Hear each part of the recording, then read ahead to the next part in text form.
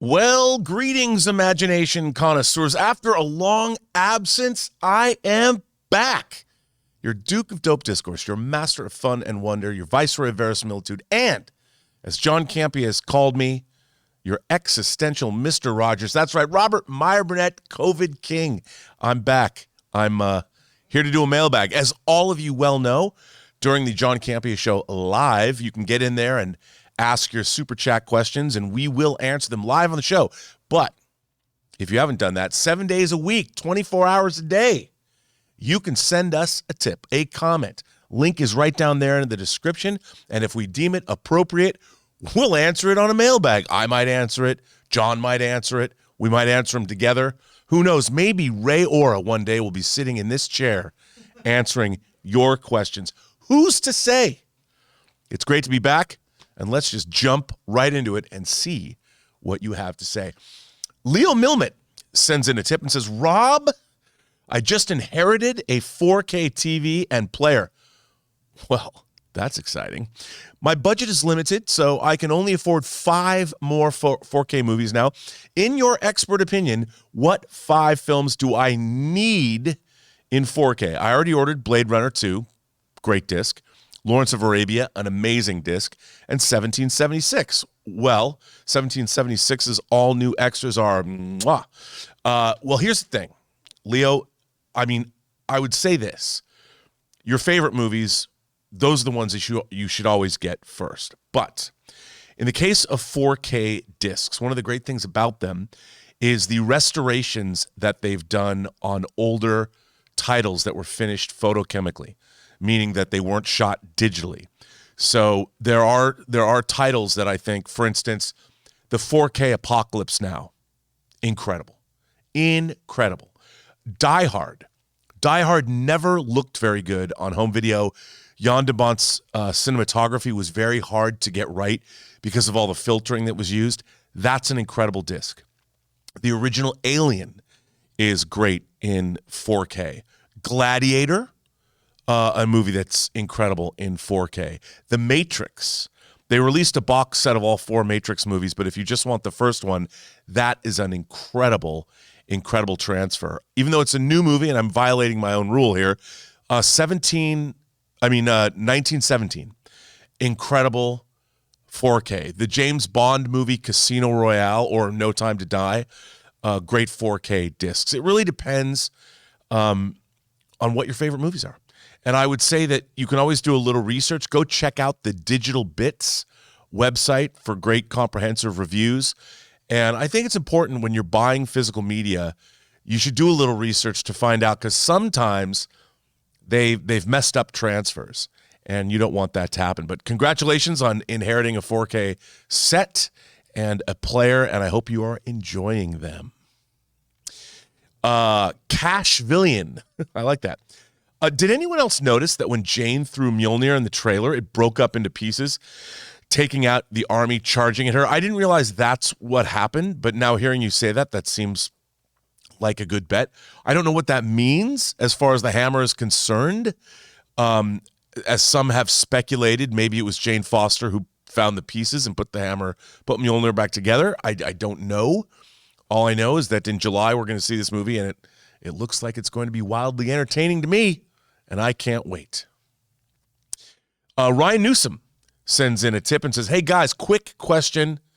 Whatever happened to the Brightburn sequel? Well, maybe it got burned, because Brightburn was not as good as I had hoped. I know that there was a lot of good stuff in Brightburn.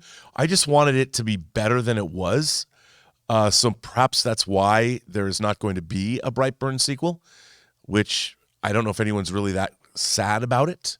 If you are sad about it, I will cry with you. But I don't think the world is clamoring for one.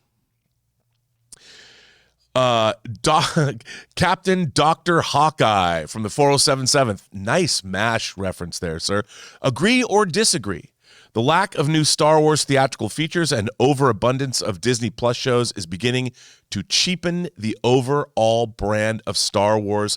Hashtag stay Shweddy. Well, interesting you say that, considering that today at Star Wars Celebration, they dropped a gaggle of information on us. There's going to be a new show from the director of the Spider-Man movies. It's called Star Wars Skeleton Crew. And I think with the level, they've got Jude Law starring in it. And, of course, we've got Obi-Wan Kenobi starting up this week. Tonight is actually game night. And then we have the trailer for Andor. Really looked incredible. I would say, look, if you had asked me this question just after the Book of Boba Fett, and we found out that Mandalorian's coming out early in 2023, if Book of Boba Fett was the last Star Wars thing that we got, I would say that the franchise has been somewhat diminished. But I think with knowing that Kevin Feige's Star Wars movie and Taika Waititi's Star Wars movie are coming, we're probably going to get more announcements of movies, I would imagine, at Star Wars Celebration. I don't think the brand has been cheapened. I don't think anything can cheapen the brand more than The Rise of Skywalker did, even though that was a big movie. Bringing back Palpatine from the grave for no reason at all. Apparently, we didn't even need a reason. Like, they just decided to bring it back. Why? Don't know. I think that cheapened the brand enough. So I think these new shows look great. That trailer for Andor looks right. That's exactly what I want for my Star Wars. So it looks like Star Wars has a bright future ahead of it. Muffin Man. Do you know the Muffin Man? Is that your Jaws reference for the day? Because I like that. Hi, John and/or Rob. Hey, it's me. I'm back. Have you watched any of The Offer yet? Personally, I enjoy it, even though critics are divided on it. Muffin Man, I have to tell you, I think it's a lot of bunk, the show. It is factually very inaccurate. There's a book called Leave the Gun, Take the Cannoli that is a much better representation of the making of The Godfather. And Peter Bart, who was an executive at Paramount at the time, who now writes for Deadline, he's become an industry pundit, has talked about how phony a lot of it is and how it's very self-serving to Al Ruddy. That said, dude, I'm loving it. Because I always loved shows or movies about the making of movies, like The Stuntman and The Player are two of my favorite films. But I love this show. I don't care if it's real or not, because to me, I'm like, okay, it's a fictionalized account of making The Godfather. I don't need it to be real. I think that Matthew Good's portrayal of Robert Evans, they should give him his own show. They should do The Kid Stays in the Picture as a 7-season arc. I'm loving the actors in that. I don't know what Giovanni Ribisi is doing, but I'm there for it. And I think Miles Teller's really good, and so is Juno Temple. So I'm thoroughly enjoying watching it, true or not. So is that a dichotomy? I guess it kind of is. Kylo Ken says, hi, John and Rob.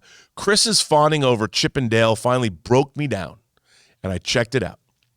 I was pleasantly surprised by how much I enjoyed it. In my humble opinion, what Who Framed Roger Rabbit was for Gen Xers, this film is for millennials. Have you checked it out yet? Well, Kylo Ken, I have not. I've heard a lot of people buzzing about it. I haven't seen it myself, but that's a tall order, son. Chip and Dale is supposed to be this. Look, when Who Framed Roger Rabbit came out, technologically, it was a huge leap. I mean, the way they were combining animation and live action is pretty incredible. And it was the animation being that it was 3D and shaded and all that.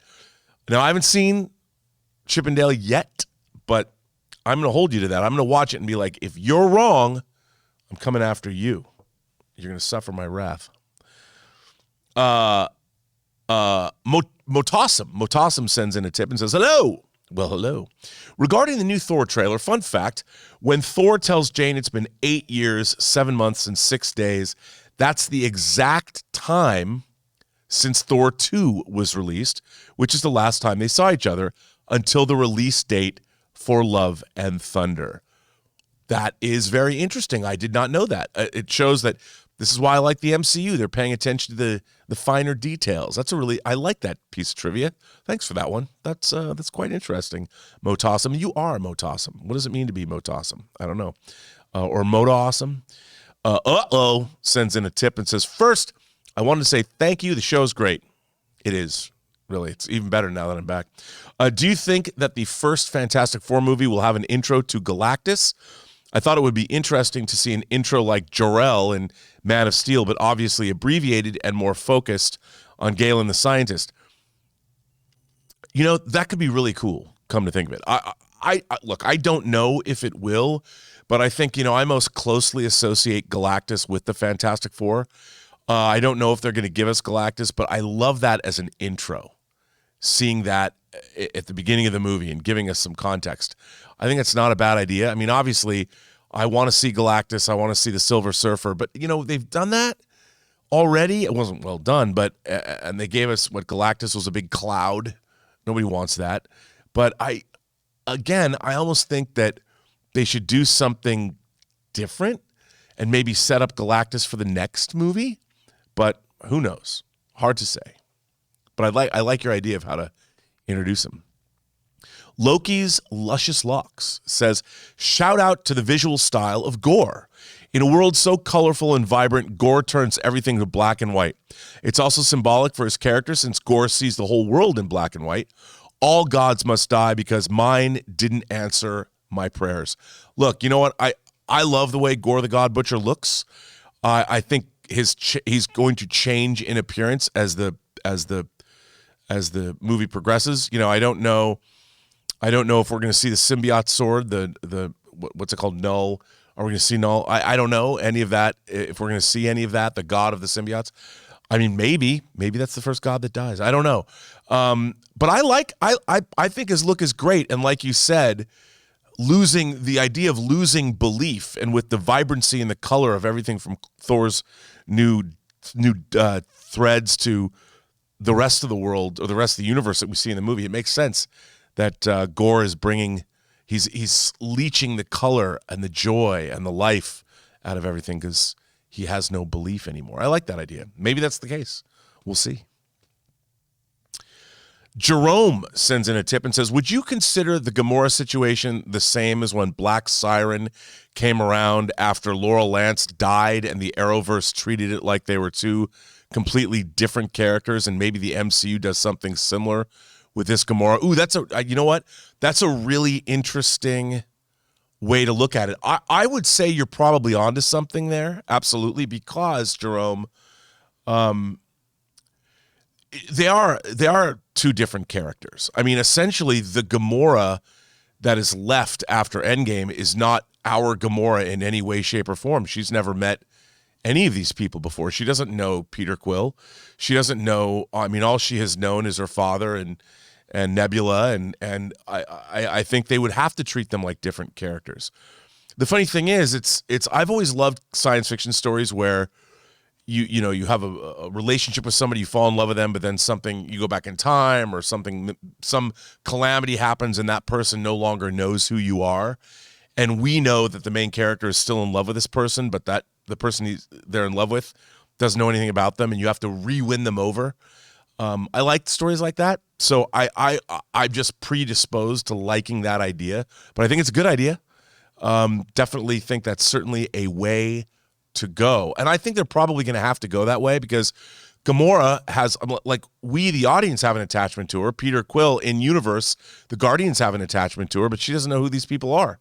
So it makes no sense at all that she has any loyalty or feelings towards anyone. They're going to have to re-win her over from the beginning. So it's an interesting, though. I like that parallel you're drawing. I think you've got to treat her like a new person. So Jerome goes on to say, have you ever seen The Sunset Limited? It stars Samuel L. Jackson, Tommy Lee Jones, and the whole movie is just them in an apartment talking to each other, and Jackson is trying to convince Lee not to kill himself. Now, if memory serves, is that based on a Stephen King story? I'm not sure. I have not seen it. Maybe it's not. Maybe it's Joe Lansdale. I know it's probably based on someone's novel, but I have not seen the movie. I didn't know what it was about. You've now put that on my radar, Jerome. I will watch that in a heartbeat. So, Ethan Holgate, 1 of 4. Hi, John. Everything Everywhere All at Once finally got released in the UK and Ireland on May 13th. You know why they did that? Because my birthday is May 15th, and I called up the UK and Ireland. And I said, hey, you guys, I want my English and Irish fans to have the movie. So I'm totally responsible for that happening. I'm not, but just in your own mind, think that it's true.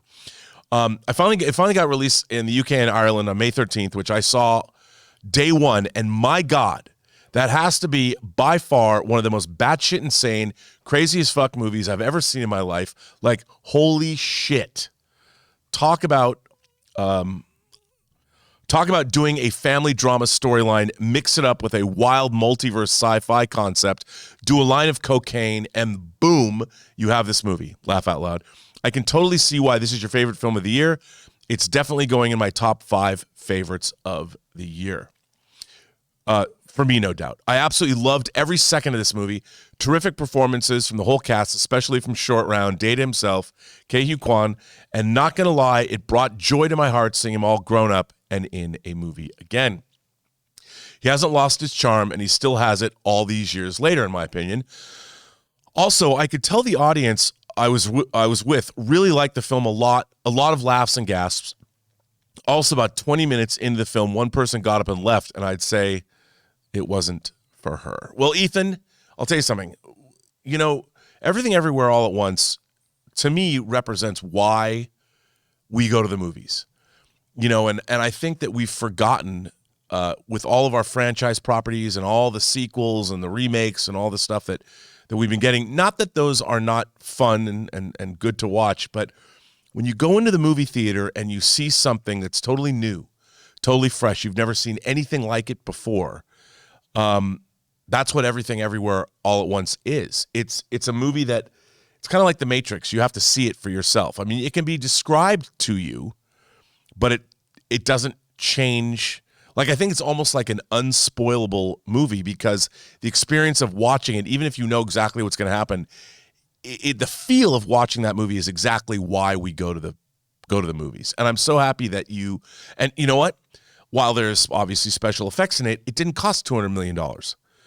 And it shows that great storytelling and innovation does not have to be expensive.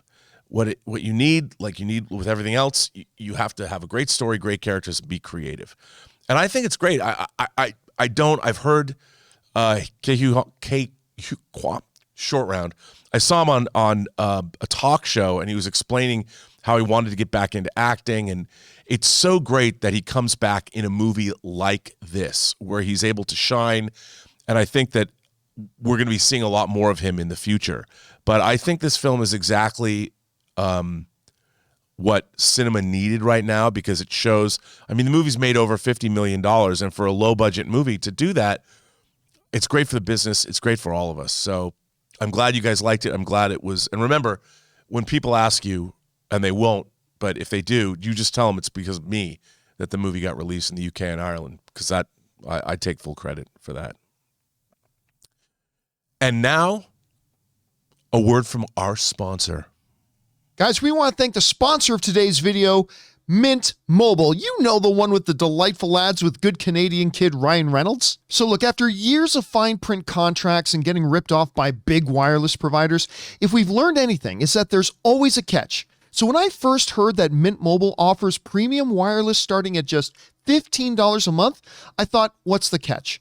But after talking to them and using their service, it all made sense. There isn't a catch. And guys, that's no joke, because for years I've been using one of the major providers and it was fine. But I switched over to Mint Mobile a little while ago. The service has been fantastic. And the big difference is I'm now paying about 1/3 of what I was paying before. And the best part for anybody who just hates their phone bills is that Mint Mobile offers premium wireless for just $15 a month. All of their plans come with unlimited talk and text, plus high-speed data delivered on the nation's largest 5G network. Use your own phone with any Mint Mobile plan and keep your same phone number along with all your existing contacts. To get your new wireless plan for just $15 a month and get the plan shipped to your door for free, go to mintmobile.com/Campea. That's mintmobile.com/Campea. Cut your wireless bill to $15 a month at mintmobile.com/Campea. And let's give a very special thanks to our sponsor of this mailbag, Mint Mobile. You know, it makes me want to go get a fifth of aviation gin, switch over to Mint Mobile and drunk dial people. I'd like to do that. Anyway, let's see what we got here. Jerome comes back and says, My personal opinion on faith-based movies is some of them are good movies, while others could have been better if they'd had bigger budgets and better writers, but I usually have no interest in them unless I have to watch them with my grandmother. Well, here's the thing. I think I don't have a problem. I actually was the assistant editor on a faith-based movie called Like Dandelion Dust that I think is actually quite a good film. And even though it was based on a novel that would be called a faith-based novel, and the movie was definitely faith-based, I think the performances were great. The story's really interesting. It deals with adoption. I was adopted myself. I think it really comes down to, like you said, a lot of the time it's budgets. And, when you're talking about a faith-based movie, they're leading with their message. That's why it's faith-based. I think that, as with everything, the story should be about the characters and the story itself. The messaging should come as a result of those things. By definition, a faith-based movie has something to say about belief, and that's fine, but those things should be baked into the character and the story. But I think a lot of faith-based movies, the financing is coming from a certain quarter, and they make them in a certain way. But like you said, sometimes with bigger budgets, they can be better. But it always, to me, comes down to writing first. The stories have to be great. The characters have to be great. And if those things are taken care of, the messaging hopefully will then be great as well. I don't necessarily object to faith-based movies as long as they're good. Like I said, proud to have worked on a movie called Like Dandelion Dust, and I would put it up against any drama. And I don't think that the faith messaging in the film gets in the way of anyone's enjoyment, no matter what your personal beliefs may be. Like Dandelion Dust, check it out. Sinister Montel says, hi, new fan here. Well, hello, Sinister Montel. Are you like, I'm thinking about a Sinister Montel Williams. So that's the only other Montel I know, or this is how we do it. Hi, new fan here. I went to see Doctor Strange again at my local Cineworld, and they showed 34 minutes of ads at 7-minute increase from my last time. Babysitters are expensive. What can we do to stop this? There must be something. You know what? All you can do is go up and talk to the theater manager. And don't be a dick about it. Just walk up and explain, say, hey, listen, I've got a babysitter. She gets paid by the hour. Your ads just cost me money. Put it that way, but be nice. Always deliver that kind of a message. Whenever you complain about something, put a little sugar into that complaint so it doesn't come off as being, because then people don't want to listen to you. You sound like the Peanuts adults, like wah, wah, wah, wah, wah, wah. But if you have something to say it in a respectful manner, and you're not wrong, because it literally did cost you at least half an hour of babysitting money, and that could be a lot. So not only do you have to sit through commercials and trailers, but it costs you money to do it. Not cool. You've already paid enough for the movie and whatever refreshments you have. So what can you do? By the way, Sinister Montel, thanks for being a new fan. Jared Oberfeld sends in a tip and said, Chris's car troubles have left her for me. I'm sorry to hear that, Jared. I hope things are okay. Anyway, I give Top Gun Maverick an A. Great action, great acting, a fun story and characters, awesome soundtrack, and beautiful cinematography. Jared, Top Gun Maverick is everything you want out of a summer blockbuster. And I'll tell you, I never would have, if you told me, look, Top Gun is an 80s confection. It's an MTV movie, but it's a hell of a lot of fun. If you told me that Top Gun Maverick would surpass the original in every way, I would have said, come on. Really? It's not like Top Gun, their original is it's not Lawrence of Arabia. But for the time, I don't think that there's any movie that evokes a specific time. To me, Top Gun screams mid-80s. And this new Top Gun, everything about it surpasses the original, and it's a legitimately great film with a lot of stuff going on. It's a men on a mission movie, men and women on a mission movie. It's a team building movie. It's a movie about an individual, an iconoclastic individual. It's about the changing of the guard. It's about so many different things. And it's surprisingly emotional, and I was very surprised at how great the movie turned out to be. So this is my way of saying you're right. Absolutely. Jerome comes back and says, Do you consider it a fake death when a character gets possessed by a demon or some other entity, and the entity either kills their soul or personality or enters their body after they died? Example, the Goa'uld from Stargate or demons and angels in Supernatural. Yes. Look, if who you are, if your consciousness or your soul or whatever, I'll give you a great example. So there's a late 80s horror sci-fi movie directed by Jack Shoulder called The Hidden. If you haven't seen The Hidden, it's a low-budget New Line movie. It came out at the same time that they were making Freddy Krueger sequels, Nightmare on Elm Street sequels. As a matter of fact, the art department came right off of some of the Nightmare films. So in it, I'm just going to say one character is possessed by an entity. I don't want to say what kind of an entity it is because if you haven't seen the movie yet, but the character that the entity has possessed died. And then this entity possessed the character and reanimated his body. The original character was dead. He was indeed dead. And this alien kept him going. That original person is absolutely gone. Just because his body is reanimated doesn't mean that that person is still there. So I think the answer to that question is they are, if somebody's possessed, I mean, if the entity in question gives back the body with the person's personality and everything intact, then they're not dead. But if they're possessed by an angel or a demon and that's what's left inside them, then they are dead. It's just their corpse has been reanimated, or at least that's the way I kind of see it. But that's an interesting question, Jerome. Very philosophical. Brandon sends in a tip and says, should we be worried with the lack of Obi-Wan footage shown? Compared to other Disney, Star Wars, and Marvel shows, we haven't seen much. Also comes out the same day as Stranger Things, yet unlike Netflix, Disney hasn't allowed reviews or first reactions yet. Well, look, I think it's Star Wars, and Disney wants to control it. So, and I think that I wouldn't be worried. I mean, remember, they're launching Obi-Wan Kenobi in conjunction with Star Wars Celebration, where they're laying out the future for the next probably half decade of Star Wars.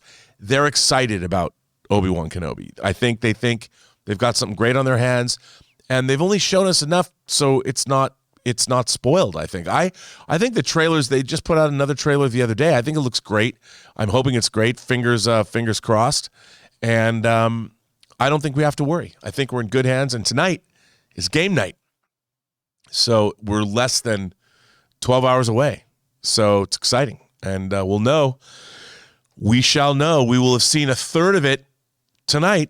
I'm very excited. You should be too.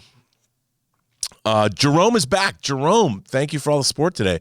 Jerome says, do you remember when Hallmark and Jim Henson did TV miniseries? There was The Odyssey, Arabian Nights, and Merlin.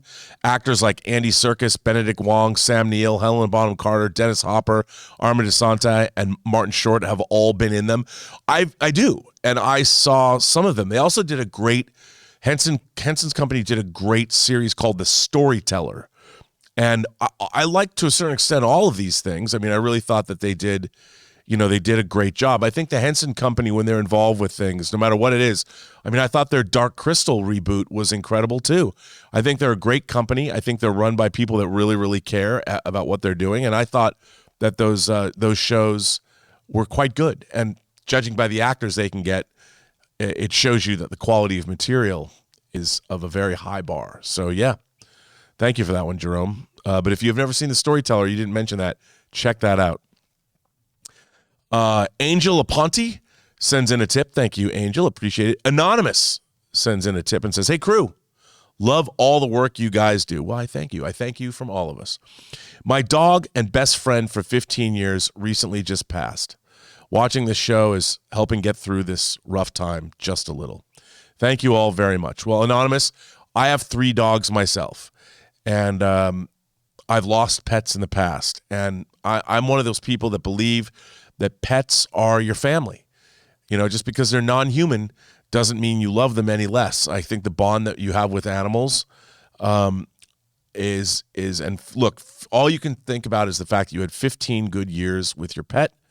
And I'm sure that animal loved you as much as you loved them, and they know it. They know it. And, it's just hard. But the thing is, think about that. Think about the 15 years of your life that were enriched by your furry friend. And I'm glad we're there to be for you, be there for you at this difficult time. But, just remember all the fun times you guys had together, and that's what you take with you. And 15 years is a good run. I hope I get that long with my dogs. I've been told that Gilbert, who's our oldest, he's 4 years old, he's a Bernedoodle, and they don't necessarily have the longest of lifespans. But I'm hoping, I can't imagine my life without him. So, but I'm glad we were here to make you feel better. My thoughts on Obi-Wan sends in a tip and says, "Hi, John. I'd say 75% Liam comes back. After all, he has a certain set of Jedi skills.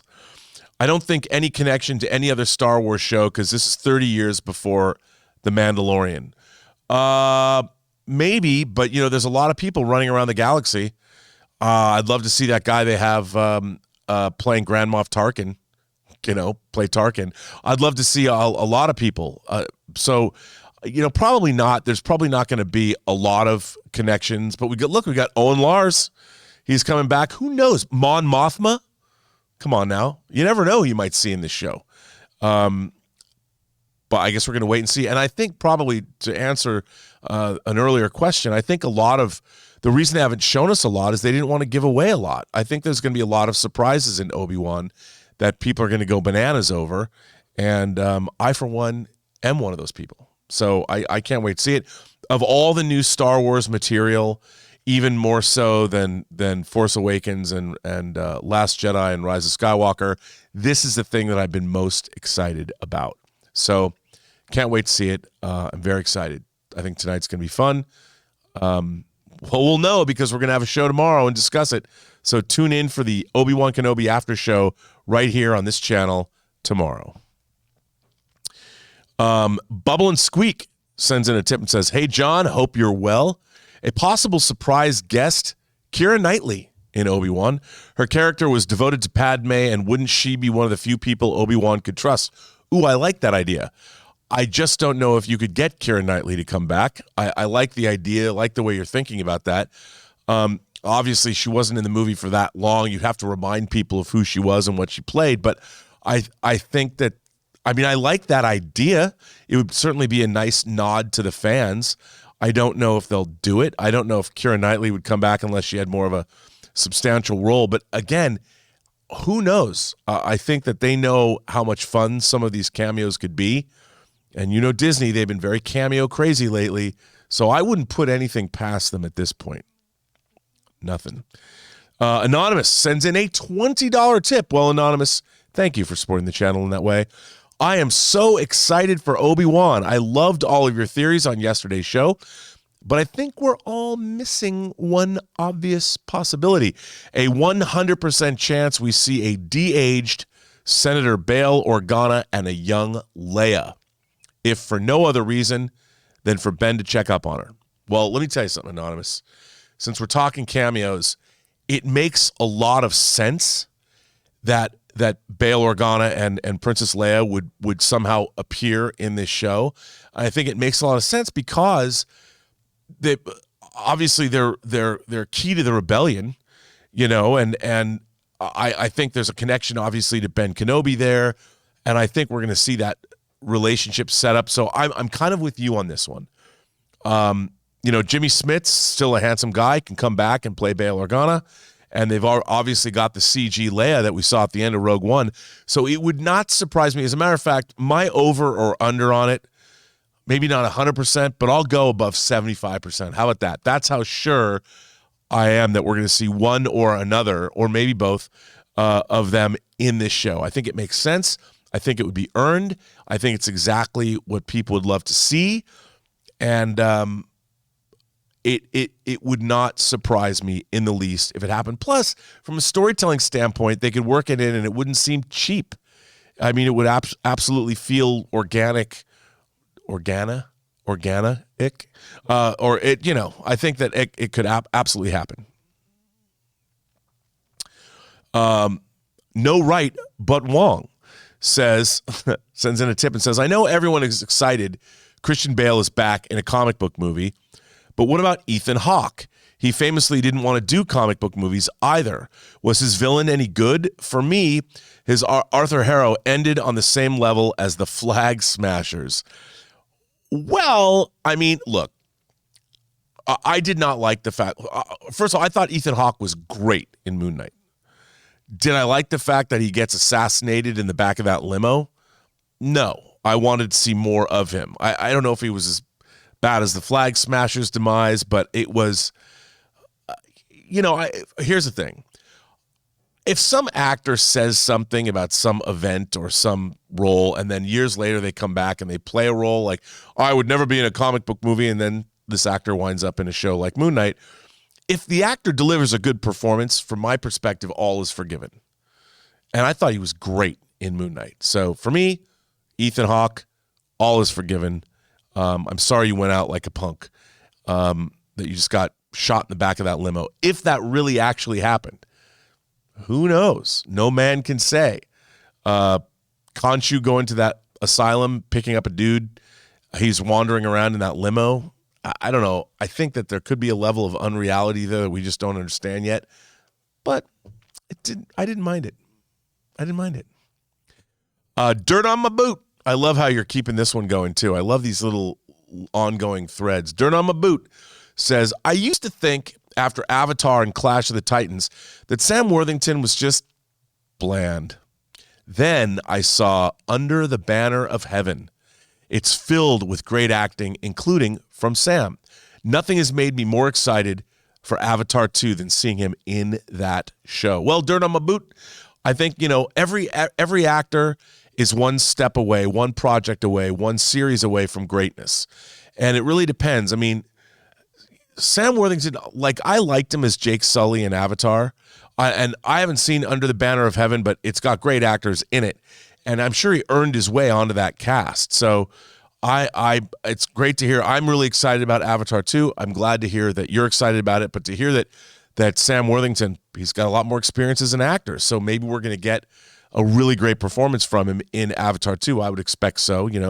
James Cameron usually gets pretty good performances out of his actors, but I'm more excited now to know that not only is he in Under the Banner of Heaven, but that he's that good in it. So that's probably the next series I'm going to have to watch. So awesome. Now we're both excited about Avatar 2. Mike G says, wish fulfillment. An MCU teaser, the Galactus saga, straight from the books, set to Method Man's song Judgment Day.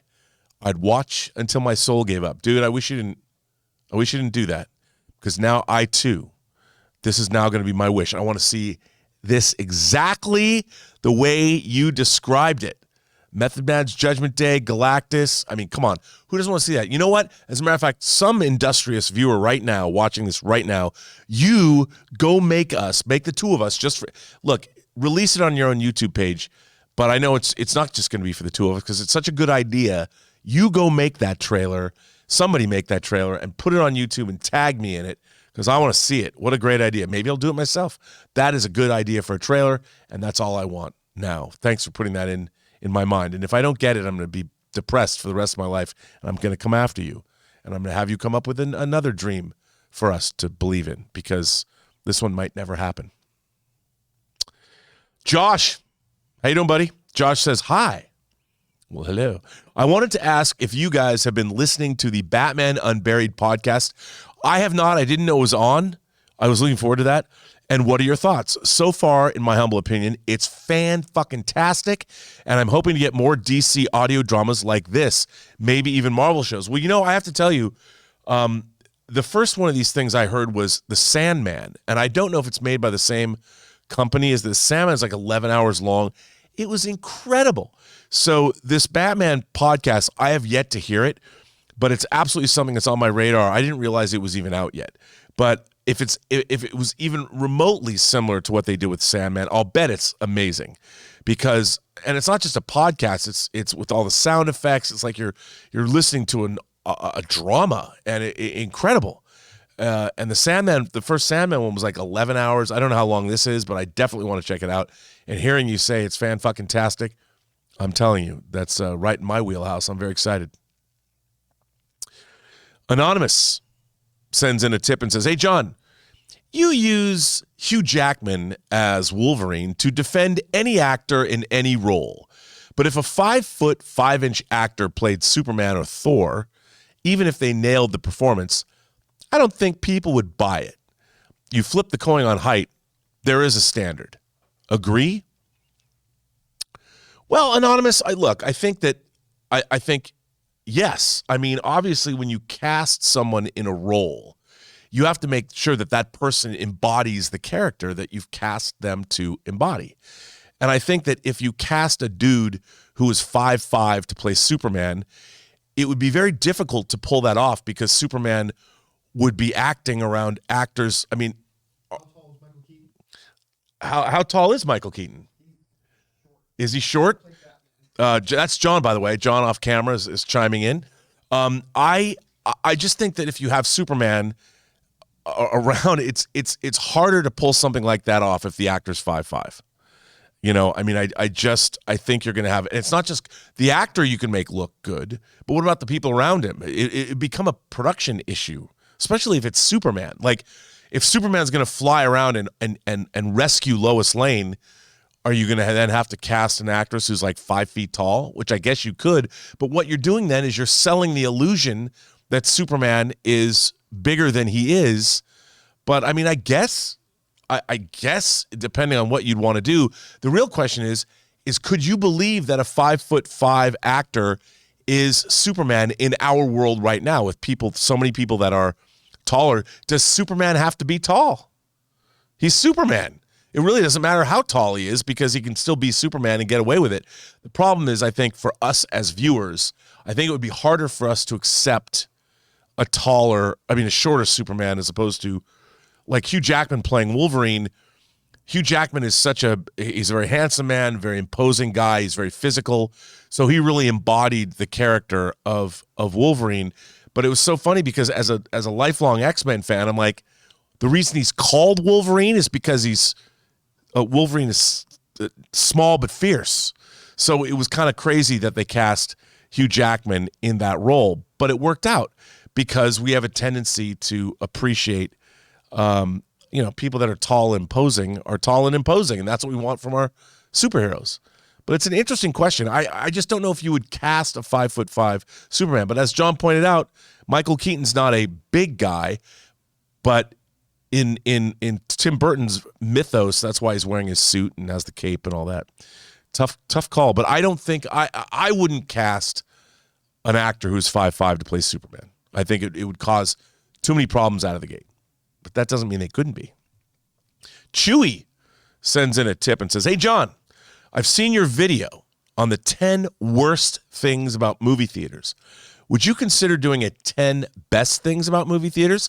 Thanks, John and crew, and bring on the filthy. Well, Chewie, being that John is here, and I will tell him he should make that video.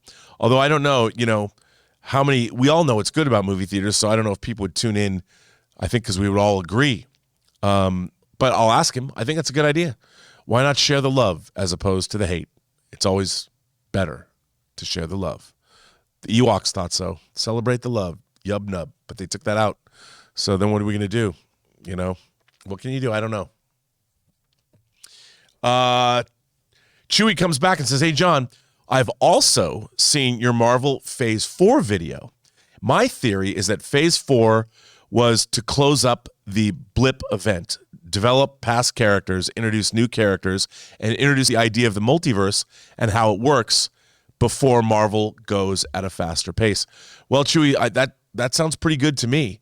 I mean, obviously Marvel knows what they're doing, and yeah, I mean they're in build mode. They're building up. The problem is, you start with Captain America, Thor, and Iron Man in Phase 1, and even though not many people knew Iron Man, comic book readers did, so it wasn't like Iron Man was totally obscure. Well, going back to characters like Shang-Chi, Master of Kung Fu, that's a bold move. And I think that movie was much more wildly entertaining than I thought it had any right to be. I really loved it. And so, John, and I think you're right.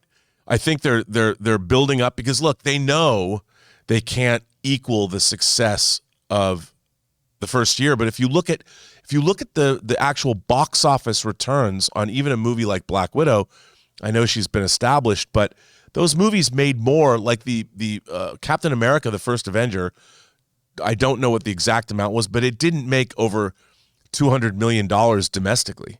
So you've got to start somewhere. They've gone kind of back to the beginning, but I think you're right. They're introducing the idea of the multiverse. They're building out characters. I mean, we've still got Doctor Strange, which passed 800 million. We've got Thor coming up. That's probably going to make $1 billion. Wakanda Forever coming off of $1 billion gross. Who knows what that's going to do? So I don't think, and of course, Spider-Man No Way Home, even though it's in the MCU, but it was a Sony movie, that made a ton of money as well. And then we've got all these shows that people seem to be liking, or at least watching. Whether you like them or not, people are watching them. So I think it's successful. It's more successful than Phase 1 was. So, but I think you're right. They're introducing the multiverse and building up characters and introducing us to new ones. But that's what they should do. Chewie says, introduce the idea for the next phases. And lastly, developing new movie directors and makers and artists by allowing them to make mistakes, get practice, and grow for the long run. What do you think? Well, Chewie, I was with you until you said allowing directors to make mistakes. When you're making a $150 or $200 million movie, you don't want to make mistakes. The Marvel Cinematic Universe is not here to hold your hand. They want to hire. That's why Sam Raimi directed Multiverse of Madness. That's why Taika Waititi, who's won an Oscar, is directing Thor again. They're trying to put in the best people to make the best movies possible. So, it ain't show friends, it's show business. And that's what Bob Sugar said in Jerry Maguire. And that's what I say all the time. But usually I take that for myself, but it was Bob Sugar. It was Cameron Crowe writing those lines in Jerry Maguire. But I think that Marvel is definitely creating a stable of people that they can always go back to. I mean, Joss Whedon directed the first two Avengers. The Russo brothers directed the last two Avengers. So I think they're looking to keep a stable of filmmakers that they can trust and work with again and again and again.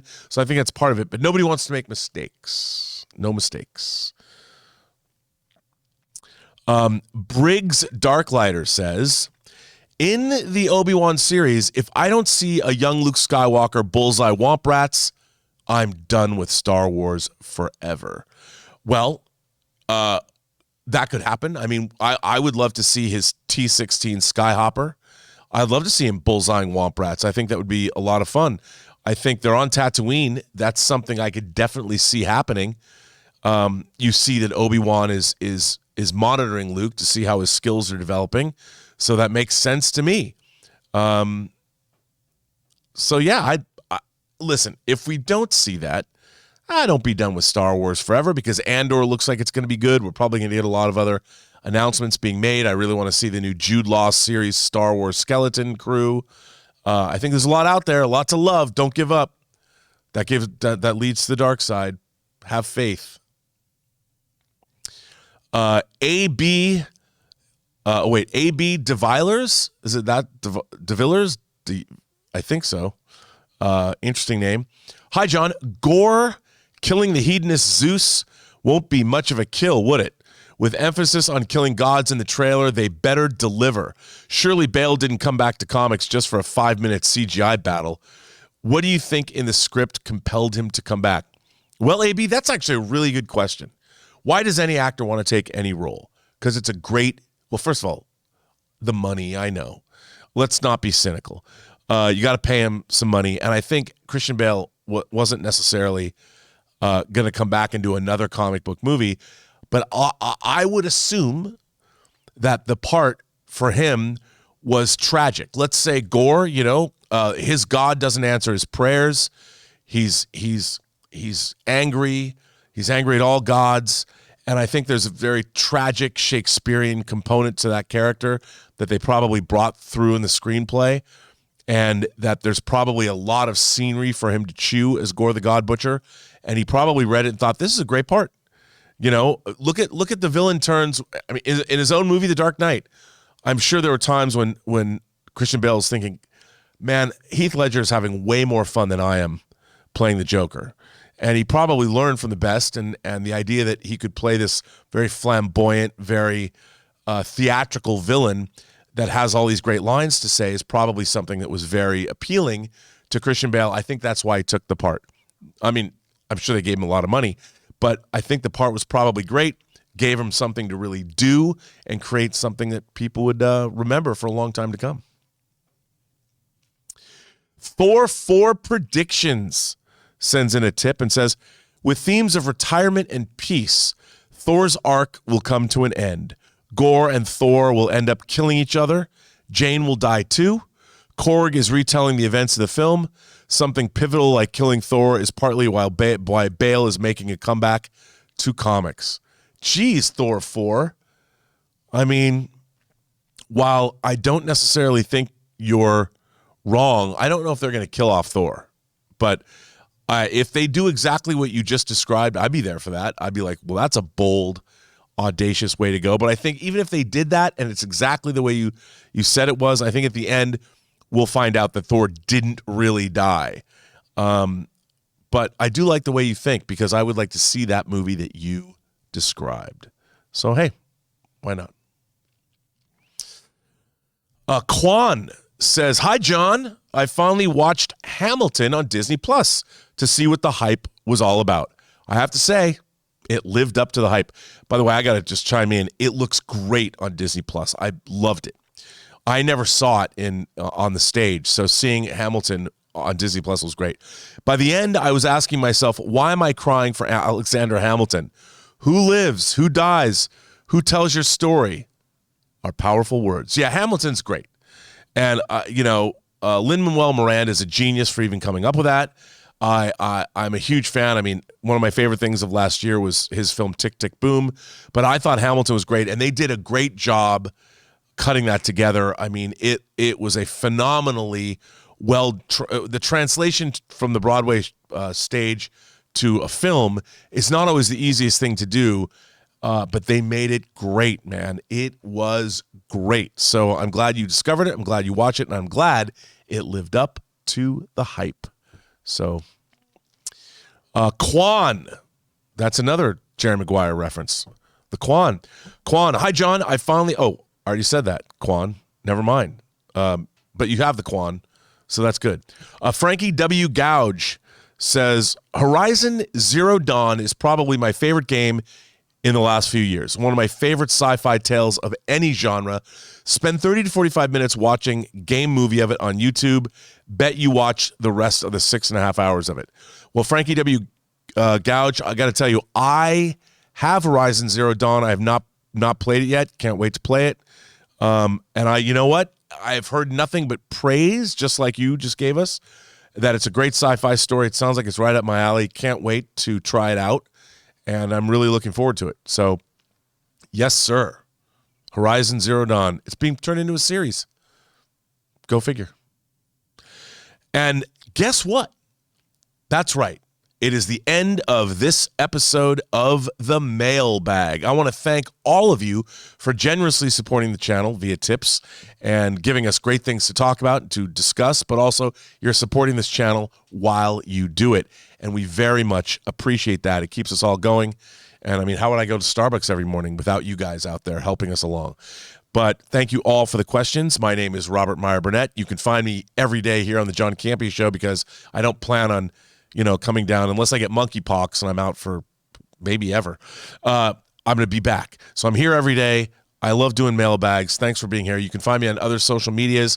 If you want to do something John Campea apparently will not do, follow me on Instagram at RMBurnett. Find me on Twitter at BurnettRM. Find me on my own YouTube channel, The Post Geek Singularity, or go to the postgeeksingularity.com website. Once again, thanks very much. And Rayora just got back. Rayora got back. It looks like he came from Target. You can't see him, but take my word for it. He's here too.